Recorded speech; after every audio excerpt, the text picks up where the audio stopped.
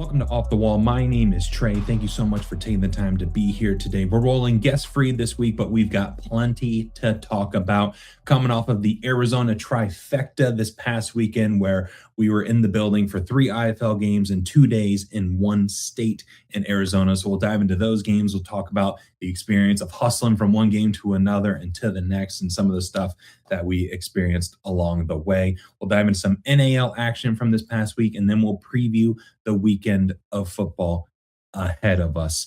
So before we dive into any of that, it's time for social plugs. That's right. Please make sure you're following us on all of our socials at Off the Wall FB, F as in foot, B as in ball, Off the Wall FB. We're on Instagram, X/Twitter, TikTok, Facebook. So if you're there, we're there. Go give us a follow. Come join the conversation.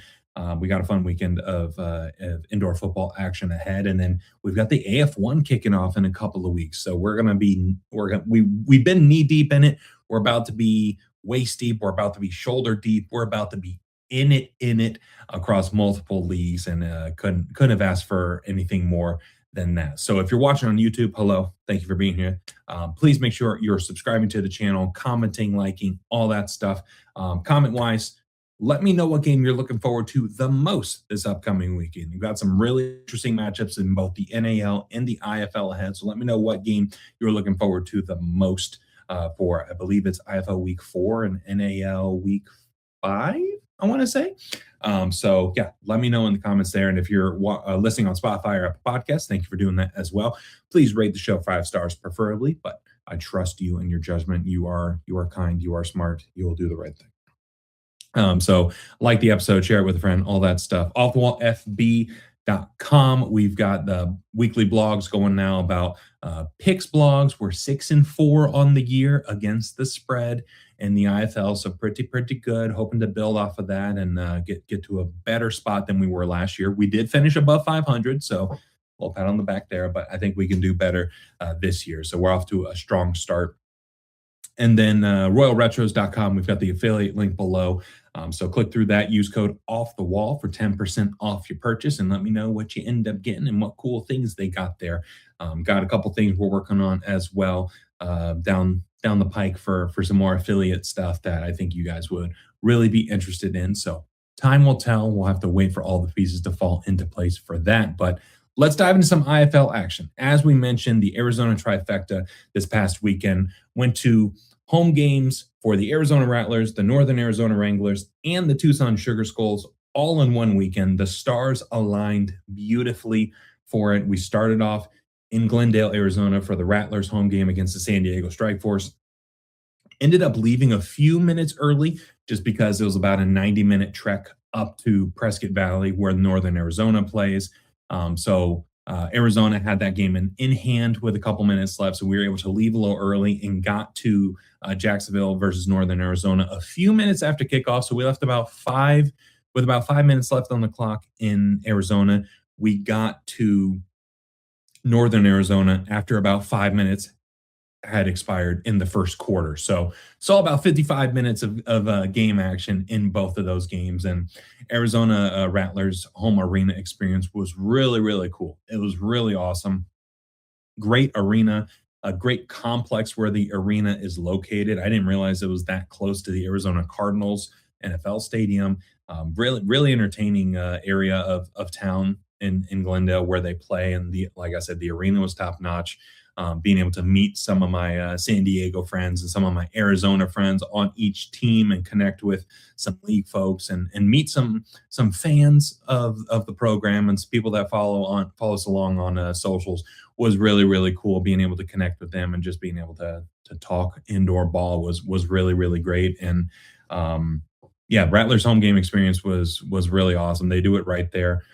Seeing so many awesome throwback jerseys was incredible. Saw some Sed Bonners, saw some Calvin Schexnayder, saw some Jared Harringtons, saw some Hunky Coopers. I saw all sorts of awesome throwbacks. I was like, God, these people love the game. They've been loving this game for so long. So Arizona's got a really good thing going there. And obviously on the field, they had a hell of a debut in their season.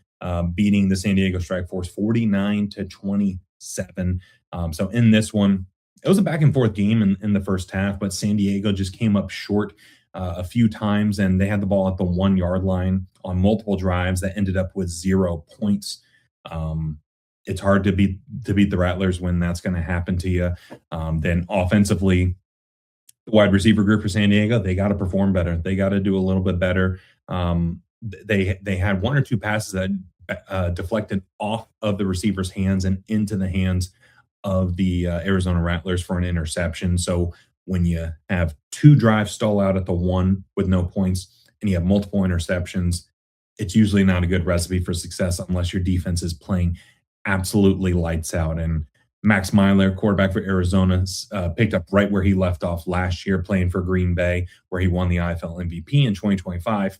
You plug him into a Kevin Guy system, and you're going to get some. You're going to get some good things. 3 passing touchdowns through the air, 2 on the ground, including a 28-yarder. Where from my vantage point, I haven't watched it back yet. From my vantage point, it looked like a design quarterback run where they were able to open up the lane and he was just able to gallop down the field and get into the end zone. So just a great play that was executed. 7 total touchdowns on offense on the day for Arizona, and they were just clicking from the beginning. And last year, this Arizona team, I believe they started off 7-0, so they got off to a really strong start, and it's looking like they're going to get off to a strong start again this year. San Diego, not worried about them yet. They got to get some things tidied up, get some things cleaned up. But these two teams, this is not the last interaction that we'll see from them. Would not be surprised to see these two meet in the playoffs down the line as well. But Arizona won the first round of this bout. San Diego's going to have to regroup, figure some things out, but they've got the talent to be able to compete down the line. But as I mentioned, we left this game a few minutes early to get up to northern Arizona for the Jacksonville Sharks versus the northern Arizona Wranglers. And going from the Arizona Rattlers arena, which was a large arena, like what you typically think of in like a NBA style arena, multiple levels. The Northern Arizona arena was quite small comparatively, but it was pretty loud in there. The folks that were in the building, they love their Northern Arizona Wranglers, and they were letting their voices be heard on every interaction. Um, I think from the top of the section to the front row of the wall, it was maybe 20 rows, maybe if that. So it just to give you an idea of like it was just one lower bowl, 20 rows up on all sides. One side was totally open, where the team benches were and where this like cool little VIP area was. But it was a nice little arena. Um, like I said though, much smaller, and it was a bit of a shock to walk into and be like, whoa, we were just in a massive arena 90 minutes ago, and here we are walking into this one. And in this game, Northern Arizona offensively, they didn't show up. They just didn't. Jacksonville really got the best of them. Jacksonville putting up 47 points. Offense looked great. I thought they were going to take some time to be able to really gel. They had a lot of great pieces, but I thought it would take some time for Cahoon to step in at quarterback and really be the straw that stirs the drink and make everything work. Jimmy Robinson coming back from a season-ending injury last year, but they looked great. Jimmy Robinson had 3 rushing touchdowns on the ground, and there were a couple runs where he had some contact at the line of scrimmage, but he was able to weasel his way around it and make contact with 2 or 3 different defenders who couldn't bring him down. And before you knew it, he was crossing the goal line.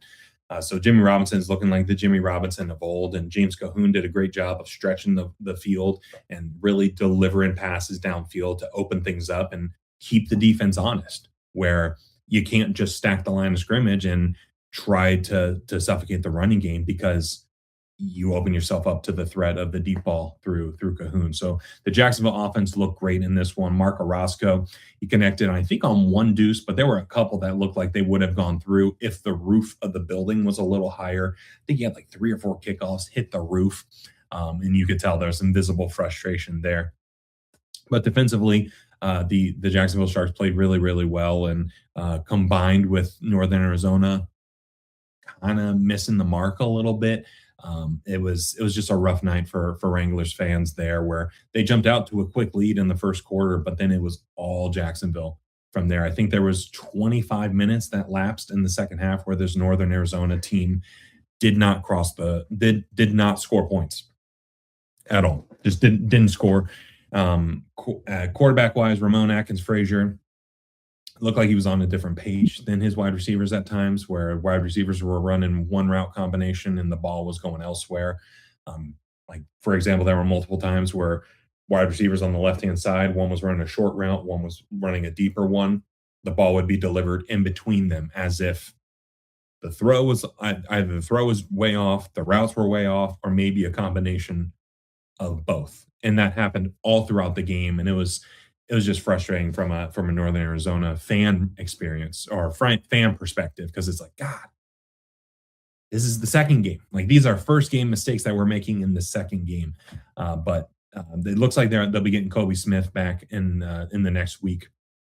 So he was a big piece of that offense in week one, or in their week one rather, against San Diego. So getting him back will be key, and just continuing to find a way to get Jakes the ball. Jakes being their 6'6" wide receiver. Nolan Susel had a pretty good game in this one. I believe he had 2 rushing touchdowns. But yeah, they have some good pieces. They have the opportunity to play spoiler for some teams, but they got to get out of their own way first. They really got to get clicking. They really got to get going. Defensively, they played okay. They played as well as they could, considering Jacksonville was clicking, and they weren't getting much help on the offensive side of the ball. But yeah, Northern Arizona, I don't think it's time to panic just yet, but it's the panic button is in the room. You know where the panic button is. You're not pressing it, your hand isn't hovering over it. You just know where it is. So that's kind of where Northern Arizona is at. But great experience in the arena itself. Again, those fans are diehards. They love their Northern Arizona Wranglers team, and yeah, it was fun being able to hustle from one arena to the next to catch two games in less than 4 hours.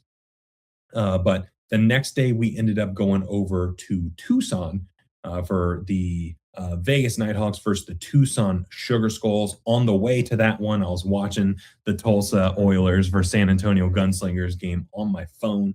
I wasn't driving.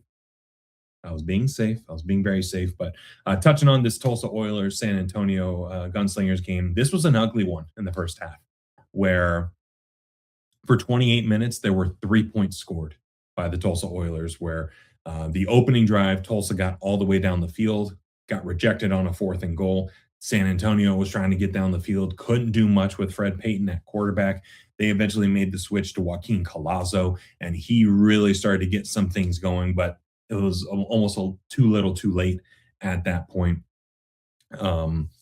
This Gunslingers team was able, well, both Tulsa and San Antonio, they were able to get the ball down the field. They were able to get 10, 15, 20 yards at a time.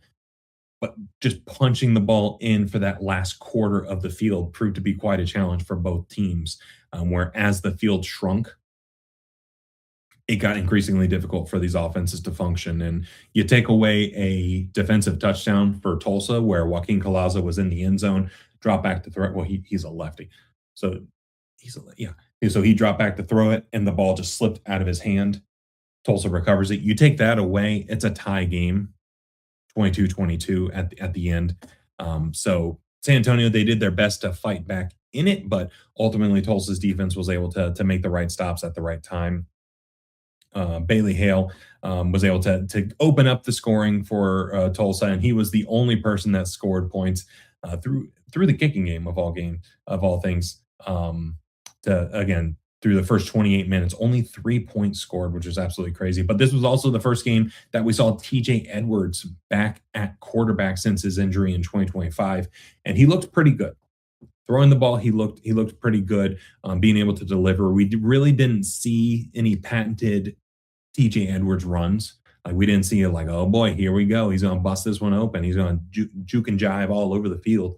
Didn't really see that. But he looked great throwing the ball, and if this was like the knock the rust off game for TJ Edwards, I'm excited to see where he goes from here. This wide receiver group looked pretty good, all things considered. Spencer Tears, Germanic Smith, Trip Harrington, all played pretty well. TJ was able to distribute the ball pretty evenly to all of them, including a deep ball. I want to say it was to Trip Harrington, where he went all the way down the field. It was like a 45-yard bomb. Like it really opened things up, and it just kind of proved what we were talking about earlier, where they were able to get big plays and big chunks, but you know, first and goal from the 5, second and goal from the 6. They weren't really able to execute on some of those things. So I would look to see them improve that as the season progresses. And an ugly win is better than a beautiful loss, as they said on the commentary towards the end there, where Tulsa gets an ugly win, but whether it's beautiful, whether it's ugly, wins all count the same. And for San Antonio, you're kind of left thinking, man, what if Joaquin Colazo starts this entire game? What happens? We won't know, but I would anticipate Joaquin Colazo is going to be the starter moving forward, considering the performance he had, considering he was able to open some things up. He only had 200 yards of passing, 2 touchdowns, and that was in about 2.5 quarters. So it feels like we're going to see a lot more of him. Deion Cook was really able to open some things up for this passing game as well. Deion Cook and Deion McShane, the Deion brothers there, were really the things that got this offense going for San Antonio down the stretch. But ultimately, San Antonio came up a little bit short, which leads us to our last game of the week, which was the last leg of the Arizona Trifecta. It was the Vegas Nighthawks versus the Tucson Sugar Skulls in Tucson, Arizona. Vegas coming back to the site of their IFL National Championship win just 7 months ago. So they scored 60 points 7 months ago. They scored 60 points, 60 plus points today. Vegas scoring 64 in this one, and really getting their offense back on track, winning this game 64 to 43. Offensively, this was about as efficient as you could possibly dream of. If you're a Vegas Nighthawks fan, where they didn't have a ton of plays on offense. I think they only had 22 or 23 registered plays on offense, but they ended up scoring 7 touchdowns.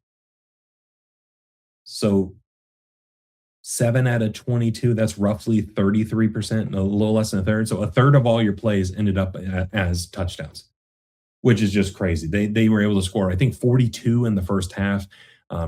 Josh Tomas was unbelievable in the kick return game. It felt like Vegas was starting in Tucson territory almost every drive from the beginning of the game until about the third quarter. So this Vegas offense doesn't need help. And then you're cutting the field in half and throwing the ball up to Quentin Randolph, throwing the ball to Deshaun Stoudemire. Phoenix Sproles was getting in the mix, and then Seneca McKee was opening his account with Vegas, scoring 2 touchdowns in this one, and it just felt like Vegas could really do no wrong on offense in this one. And defensively, they had the Tucson Sugar Skulls in hell in that first half, but Tucson ended up scoring 26 in the second half as they slowly started to piece some things together and get some things figured out. But on the Tucson side, I don't think it was all bad. I think Draylon Ellis, quarterback for Tucson, making his first pro start, making his first indoor football start, I thought he was pretty good, all things considered. A lot of his production came in the second half when the game was kind of in hand already. But Draylon Ellis ended up having 3 touchdowns through the air, 2 touchdowns on the ground, and some of the designed runs that they were able to do to take advantage of his athleticism was pretty impressive. So it's a tough draw getting this Vegas Nighthawks team that was quite frankly pissed off about their week 1 performance and coming up a little short against Green Bay in that 2025 IFL National Championship rematch. And they had vengeance on their mind, and they delivered in more ways than one on this one. And I think Tucson, there's reason to be optimistic about what's going on in Tucson right now, on the field, off the field. They're making the progress in the right direction. A rough draw, like I said, going up against the buzzsaw that is the Vegas Nighthawks. But ultimately, I think walking away from this one, you have a QB1. You have a clear QB1, and I think that's a good takeaway, where that was my biggest question for Tucson heading into this season. Who's going to be the quarterback that stands out and steps up for this offense? And I think Draylon Ellis is going to be the guy. for them, because Tamorian Terry, we know what he can do as a wide receiver in the indoor game. Brian Smith had a really good game in this one, catching 2 touchdowns. Journey Sloan, we know what he can do, and he just needs that opportunity to really show it. And you sprinkle in a little Brandon Mackey, friend of the program, in there as well. And this Tucson offense has the pieces to really be successful and impactful, and they get a chance against the New Mexico Chupacabras this upcoming weekend to get into the win column for the very first time. So overall, a fun weekend in Arizona, hitting the trifecta, doing all three. I don't think there's a way to do all three any other weekend this year, just the way the schedule worked out. But it was a really fun thing to do, and big shout out to my dear friend Steve for going along on the journey with me. I know some people were commenting on there like, "Oh, Off the Wall's got a camera guy." I'm like, no, it's just my buddy Steve. He joined the experience there, and was able to show him what this whole indoor football thing is all about. So shout out to Steve for coming along on the ride and doing all that. And yeah, it was a very, very fun weekend, and been posting a ton of content on all the socials from stuff that we did before the game, during the game, after the game. So yeah, it was very fun. Glad I got to meet a ton of people on the field, off the field. Fans of the team, fans of the game, fans of the sport, fans of the podcast, it turns out. So meant a lot to be able to have a bunch of those cool conversations. So if you were there, if you said hi, thank you for doing so. I gave out a bunch of stickers as well. It was just a really awesome time. Flipping over to the NAL now, had a whole slate of games with 8 teams from the NAL taking place this past weekend. Starting off here with the Colorado Spartans going over to the Salina Liberty. And this turned out to be quite a shootout despite some of the circumstances around the quarterback position for Colorado. Salina ended up winning this game 48-42. And the reason why I say that about the quarterback situation was because Paxton Lynch got the start in this one, as he has the first couple games of the season, but ended up getting hurt in this one. And they didn't really have another option at quarterback, because I don't think they really game planned for old 6'7" Paxton Lynch to get hurt. But Lex Rosario ended up stepping in at quarterback, and all things considered, did pretty well as an emergency quarterback, where he ended up coming in and throwing 2 touchdown passes, matching Paxton Lynch's total. And just by looking at the box score, looking at the final, you probably wouldn't have thought that they had an emergency quarterback situation with Rosario in there, which I believe he did a little bit last year as well. They were running a lot of wildcat, and when the injury bug got to him. But overall, you can't help but feel like, man, if Paxton Lynch was able to finish this full game, what could have been, similar to that Tulsa San Antonio situation that we discussed a little bit earlier. But Bazette Woodley ended up catching 2 touchdowns in this one, 7 catches, 74 yards. Stephen Newbold, 6 catches, 66 yards, and 2 touchdowns as well. So,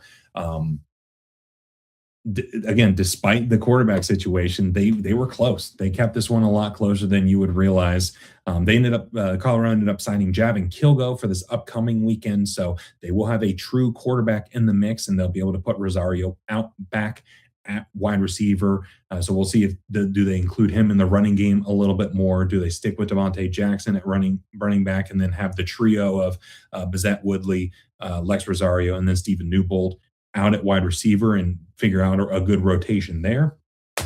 I don't know what ends up happening, but for Colorado, they end up losing this game, and you got to wonder which version of Javin Kilgo do they get for this upcoming week. Do they get the Duke City 2024 one, where he throws 4 touchdowns a game, but he's also throwing 3 interceptions? Or do they get the Javin Kilgo from Salina's run last year, where he had that team humming, and he had that offense really going and putting some teams on high alert towards the end of the year? But for Salina, they just keep it moving. They keep moving and grooving. Evan Lewandowski has been playing unbelievable so far this season, and it continued into this game. 159 passing yards, 4 passing touchdowns, and then adding 2 touchdowns on the ground as well. He's really able to get the ball out to his playmakers at wideout, and able to utilize Tracy Brooks in the running game as well. So it feels like Coach Heron O'Neill has found his guy for his system for this set of rules in the indoor game for the NAL style that they play. And overall, as a whole, Salina is looking really, really good this season, and they've got quite a clash coming up this upcoming week as well. But big win for Salina. I think the knock against them was they played Omaha, they beat the hell out of Omaha, but then Omaha, what was it, a Omaha drowning themselves, or was Salina holding their head in the water and drowning them? Right. It was one of those things like, all right, which is it? So I think Salina coming out and winning this game against a team that a lot of folks think are going to be in championship contention in the NAL at the end of the season. It's a big impact win. It's a big statement win for Salina.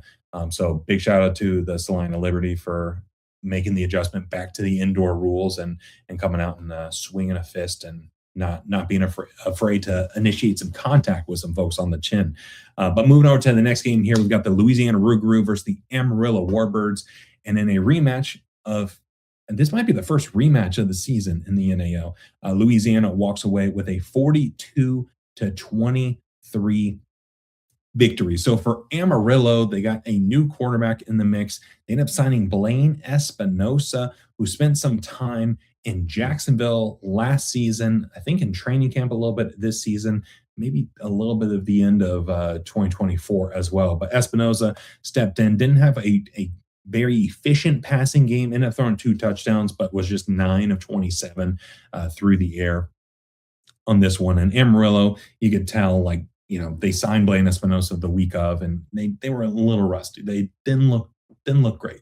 But is it something where they didn't look great because of the personnel situation, or is the Louisiana side kind of stepping things up a little bit and kind of playing into the potential of what this Rougarou team expected to be at the beginning of the year? Watching all their social content, watching their man in the arena, watching all that stuff, and some of the resources that have been invested into it. Is Louisiana finally playing up? Is Amarillo kind of playing down? Maybe it's a little bit of both, but Amarillo didn't look too hot in this one. But on the Louisiana side, you could tell that they were starting to feel it. They were starting to get into a groove of some things. They signed Taz Wilson a few weeks back, and it feels like he's finally starting to get comfortable, at least in the running portion of the game. Passing wise, wasn't ideal, wasn't great, but made the plays when he needed to make some. But at running back, Denarius Antoine, he was an absolute beast for this Rougarou team last year and for Beaumont through their NAL championship run, and he was the horse that they were riding in this one. 16 carries, 88 yards, and 3 touchdowns on the ground.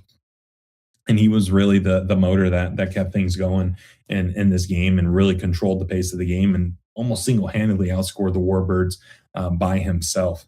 So this Rougarou team figuring some things out as an offensive identity. It seems like they're going to be a ground and pound team that isn't afraid to tuck it and run and make all the plays that they need to make through the ground. But eventually, when you face a team like Salina, face a team like Southwest Kansas, face a team like Colorado, you're going to have to air it out a little bit. You're going to have to stretch the defense to open some things up for your running game. So we have yet to really see that type of game out of a quarterback for Louisiana this year. And do we see that from Taz Wilson? Well, we'll have to wait and see. Next game we're going to talk on is the Sioux City Bandits versus the Pueblo Punishers. And this was probably a lot of people's game of the week in this league, just to see battle of the undefeateds. Pueblo is the surprise upstart, depending on who you ask, I guess, of teams where it was like, man, this Pueblo team, we thought they'd be pretty good, but not this good, where they're just running through everybody. And then Sioux City, they were in a position where they're rebuilding off of a tough 2025 season for their standards, and they had been blowing the doors off of teams in the preseason game and in their week 1 against Amarillo, but then they were facing their real first test in Pueblo. And Pueblo ended up winning this game 39-34. And stop me if you've heard this before, but Josh Hollins had himself a day. 4 passing touchdowns through the air, 1 rushing touchdown on the ground, and he hit up Aaron Dilworth for 3 touchdowns through the air. So Aaron Dilworth proved to be quite the offensive weapon for this Pueblo Punishers team. You can make a case that he might be Offensive Player of the Year at this point, with Josh Hollins as MVP at the quarterback slot. Dilworth, you just seems like when he's in the end zone, you just throw it in his general direction. He'll go up and get it, regardless of if it's here, if it's there.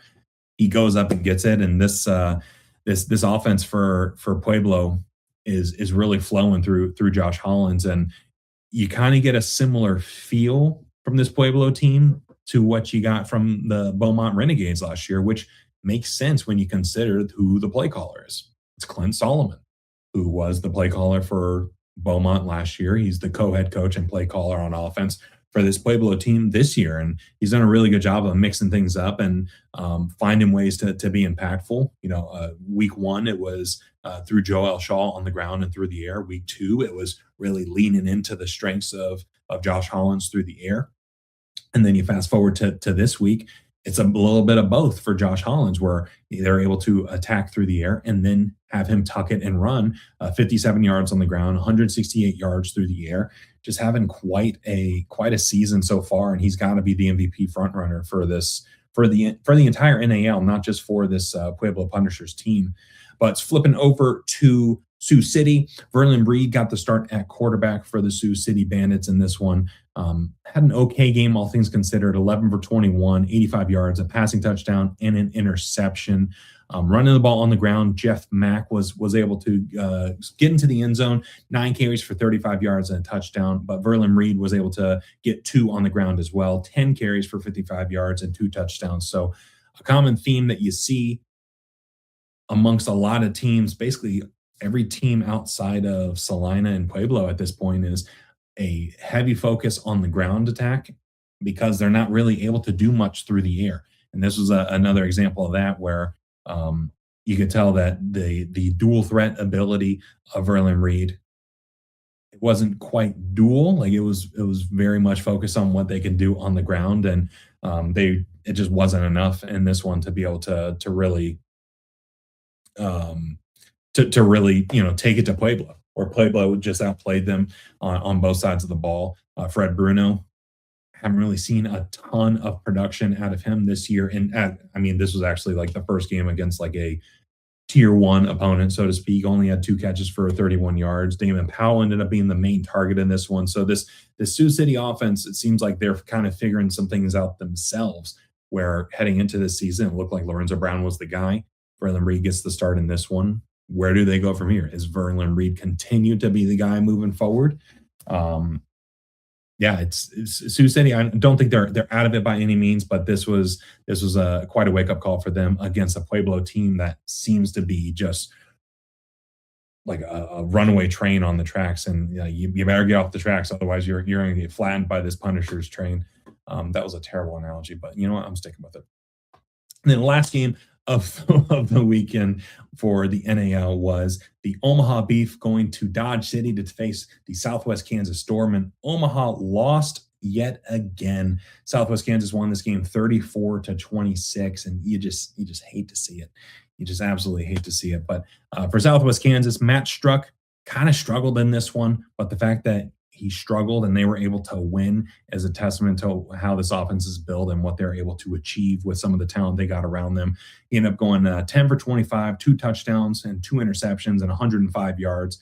And he was able to score on the ground and get some folks involved on the ground game as well. Jared Sutton, 12 carries, 52 yards and a touchdown. And then Mason Pierce getting in on the action as well with a touchdown of his own. And he was able to find Demarius Washington. It seems like, man, Demarius Washington has been playing forever, and he's a big-bodied wide receiver who seems to always find a way to get open. And when he gets in the end zone, he's not afraid to celebrate it either. So the Southwest Kansas team, similar to Salina, getting back to an offensive identity that kind of fits the rule set a little bit better than what they had last year and the year before in the AF1 and the AFL. So the Southwest Kansas team is looking pretty good, and Omaha's not looking like a world beater by any means, but just like what we talked about with Tulsa and San Antonio, again, an ugly win is a good win. An ugly win is better than a beautiful loss, right? So the fact that Southwest Kansas was able to win ugly in this one is a good sign of things for them. But flipping over to the Omaha side, man, Omaha 0-3 for the first time since I don't even know when. Like, we'll have to consult the statisticians and the record bookkeepers to see the last time this happened. But of all the games they've played so far, this was the one where they've looked the best on offense, where James Summers got signed earlier that week. step in and be quarterback. Dimmer Croft getting released after a very rough start to the season, both due to injury and then when he did play, throwing 2 pick sixes almost immediately is not a good recipe for success. But this Omaha offense, the best way I heard it described by a Beef fan on X was, if this was the offense in week one, you'd be optimistic. All right, we can build on this. But this is the third game of the season, and the offense is looking like this, and it's just not great. It's not what you're used to from the Omaha Beef, and it starts at the quarterback position, right? So it feels like James Summers is the answer for them moving forward.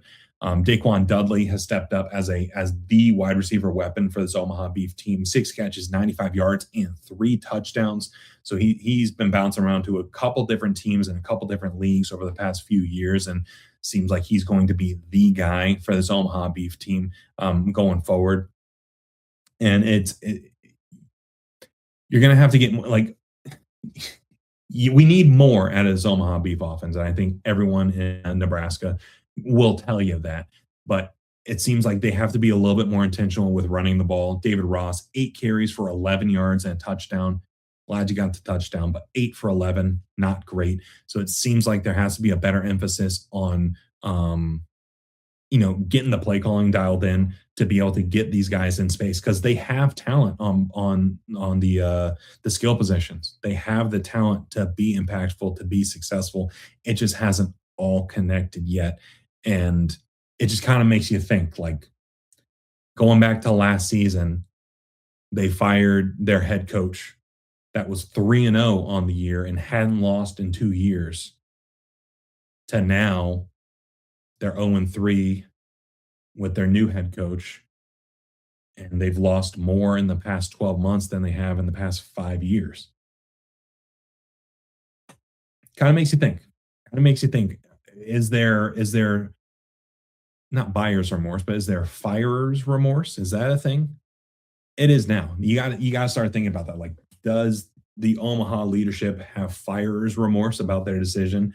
Because this is an unprecedented Omaha Beef season that we've seen so far in this 2026 NAL campaign, and it doesn't really get much easier for them with Sioux City on the horizon, licking their wounds after a Pueblo game that didn't really go their way. So it's not out of the realm of possibility at all that this time next week we're talking about an Omaha Beef team that's 0-4, which would just be absurd. So Omaha, they have the talent defensively.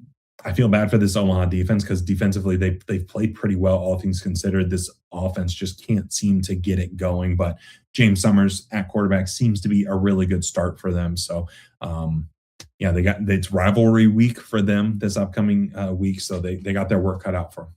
All right, so we're just going to flip through the schedule of games ahead of us this weekend. In the IFL, we got the Tucson Sugar Skulls going to Albuquerque to face the New Mexico Chupacabras. It feels like Tucson has a little bit of momentum based on how that second half went for them, but New Mexico had a strong showing in week 1 for them, week 2 for the IFL against the Orlando Pirates. So both teams are trending upwards in the right direction, despite being 0-1 on the season. So one of these teams is going to get their first win of the season. Kind of leaning towards Tucson.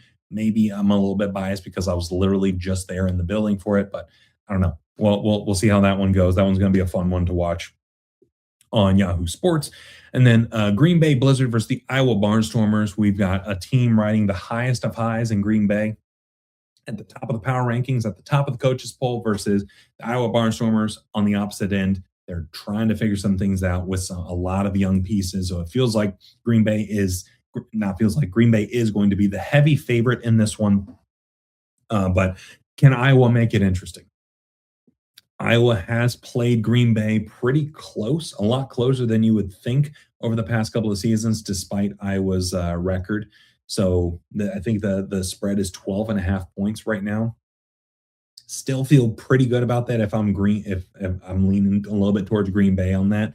But a double-digit spread, the first one we've seen in the IFL this year, kind of makes you think, kind of makes you wonder. You just tickles the brain a little bit. But then as we shift to Sunday, we've got the Orlando Pirates making their home debut in the Kia Center in downtown Orlando, facing the Quad City Steamwheelers. This is going to be a very good game of two teams that have playoff aspirations. Very talented rosters, very talented at the skill positions and on defense. For Quad City, they got their act together, and it seems like they had a good get right game against Iowa. And can they continue this war path that they're destined to go down on the offensive side of the ball with all the weapons they got, and Keon Williams, friend of the program, Daquan Neal at quarterback, and all the weapons they have across the board. But Paxton De Laurent, pretty good debut. Didn't have the big mistake that typically buries teams in situations like that. But against this Quad City team, they're going to force him to throw the ball and make some plays downfield. And when you got Puka Williams as your partner in crime back there, that's a pretty good partner to have in the running game and as a check down, so to speak. So expect a big game from Puka, and we'll see if Paxton can continue to be the guy that doesn't turn the ball over, plays it safe, gets the ball to his playmakers, and goes from there. But then the last game of the weekend might be the best of the entire slate. The Arizona Rattlers facing the Fishers Freight. Arizona coming off of a great opening season win over the San Diego Strike Force. Fishers looked really good in their opening season win against Quad City, laid a bit of an egg in the first half against Green Bay, and is looking to bounce back. But this is going to be an electric atmosphere in Fishers, Indiana. It's going to be very, very good vibes there. And Arizona going to Fishers. This is going to be a fun one, again, on Yahoo Sports as well. So make sure, if you're going to watch any game, if you can only watch one throughout this entire weekend, that's probably the one you want to be tuned into. So that one's going to be a very fun one. But flipping over to the NAL, got a handful of games, a full-ish slate. You can't have a full slate because there's an odd number of teams, but we got the Colorado Spartans going to Southwest Kansas to face the Storm. So Colorado's already got 2 losses, and they're looking like they're going to have Javin Kilgo at quarterback versus this Southwest Kansas team that's starting to figure some things out and get Matt Struck on the right and narrow. So it seems like Southwest Kansas is probably going to be the one that's favored in this one, all things considered. But next matchup's very, very interesting with the undefeated Pueblo Punishers facing the undefeated Salina Liberty. So again, another battle of the undefeateds for Pueblo, another test. This is going to be a really, really good game, and whoever walks away victorious in this one is going to be the de facto number 1 in the NAL, because these two teams are the 1-2 right now, with Pueblo being 1 and Salina being 2. So this is a great matchup. That's going to be very fun to watch on the NAL network. Then we got the Sioux City Bandits facing the Omaha Beef. Sioux City looking to bounce back after their tough game against Pueblo this past week. And then Omaha still looking for that first win. So this is the 56th meeting between these two teams, a rivalry that goes back over 25 years. So these two teams have faced each other a ton, and they are no strangers to one another. A bunch of players on each side have played for both teams, so there's a lot of familiarity there in the that's going to be taking place in the Slaughterhouse in Omaha. And then the last game of the weekend is going to be the Amarillo Warbirds versus the Dallas Bulls, the Battle of Texas. So it feels like if Dallas is going to get a win, this is the one. This is the one against an Amarillo team that's figuring things out. But for Amarillo, it's the same thing, where if you're going to get another win this year, it's got to be this one. So we've got a couple. We've got a battle of the 1-2 at the top of the totem pole, and then you got a battle of the arguably number 7, number 9 in the league, number 8, number 9, depending on your perspective. So just total opposite ends of the spectrum with this one. And yeah, if you're going to watch one game out of this NAL slate, it's definitely a Pueblo Salina. But again, let me know what game you're looking forward to in the comments, whether it's the IFL, whether it's the NAL. I love to hear it. Love to hear what people are tuning into. And that's the show. Thank you so much for taking the time to check it out and hear me blab on about the IFL and the NAL and the weekend that was and the weekend that will be. It's going to be a very fun slate of games ahead. And like I said, in a couple of weeks, we get the AF1 kicking off. So we'll have IFL, NAL, and AF1 all going at the same time. So no shortage of ball to watch, no shortage of ball to talk about. So very exciting times ahead. If you haven't already, please make sure you go to our YouTube channel and check out Arena Football Weekly. It's a new stream that I've been doing with Adam Pelletier. You may recognize him from some past work in the 50-yard game. Just talking ball. Just talking ball about all the on the field stuff. A lot of folks talk about the off the field shenanigans, and we try to just talk about what's happening on the field and make that the focus of that weekly stream. Usually happens on Wednesdays, sometimes Thursdays, depending on what's going on in our personal lives. But make sure you go check that out and let me know what you think of it. If you're following us on socials, thank you for doing that. But if you're not, what are you doing? Please make sure you follow us at Off the Wall FB, F as in foot, B as in ball, Instagram, X/Twitter, TikTok, all the things and stuff, Facebook. Make sure you give us a follow on all of those.